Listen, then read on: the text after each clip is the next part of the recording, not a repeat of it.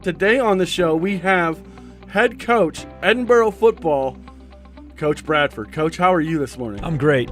Thank you for having me this morning. It's wonderful to be here. I've been here 18 years, have worked for 4 different head football coaches, and obviously have always anxiously awaited this opportunity and certainly chomping at the bit to get it going. Staff's been wonderful. As you said, most of the staff is intact from last year.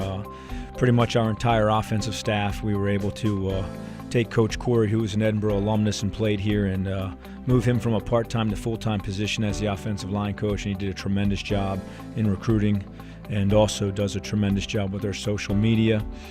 So that staff is intact over there. Defensively, we added a graduate assistant by the name of Lorenzo Hoff, a young man who played corner at Liberty, and he'll be coaching our secondary. We also have a local kid by the name of Matt Craig who's helping out. He is from Corey and played at Hobart for his uncle, who was very successful. And Coach Neely's been promoted to defensive coordinator. So we feel really good about our staff. Yeah, we have 7 starters back on both sides of the ball. So obviously I think we are very skilled and athletic at all the skill positions. Like you mentioned, offensively, have a senior quarterback back who's done a tremendous job on the field and in the classroom, stayed around all summer, so I anticipate him to be even better from a leadership mode.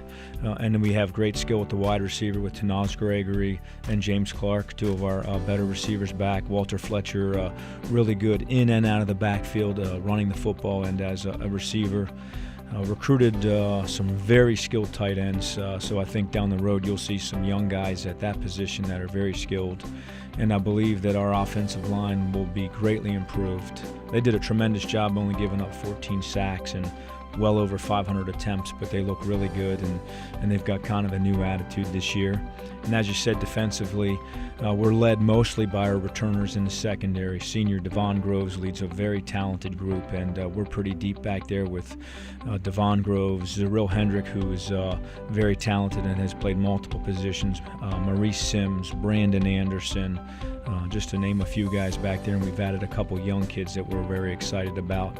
Going to be youthful at linebacker. We graduated 3 really good ones, but we've got a couple good ones, but we'll need some young guys to step in there. And on the defensive line, John Gervin, Nick Pettigrew, Derek Dorr, David Ballou, Ethan Upperco. And again, we'll need some young guys. We recruited 3 really talented defensive linemen that I think will have to contribute as well.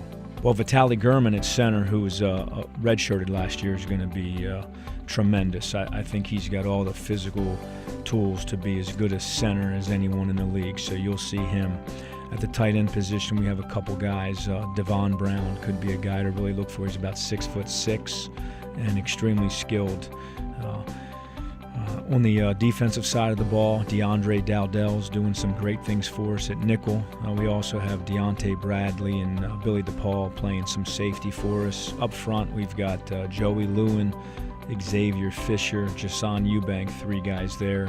And at the linebacker position, we've got a couple good ones. Ryan Bischoff out of Mentor, Ohio, and Connor Kelly out of Buffalo.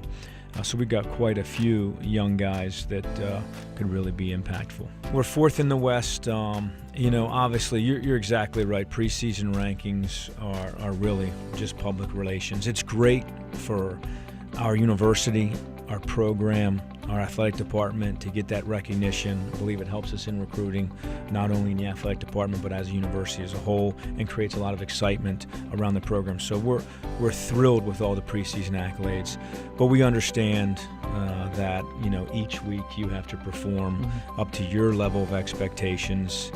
And just like last year when we were picked 8th, anything can happen. So you really can't rest on your laurels. You can't really harp on what you did last year. Each team is a new team. Each year is a new year.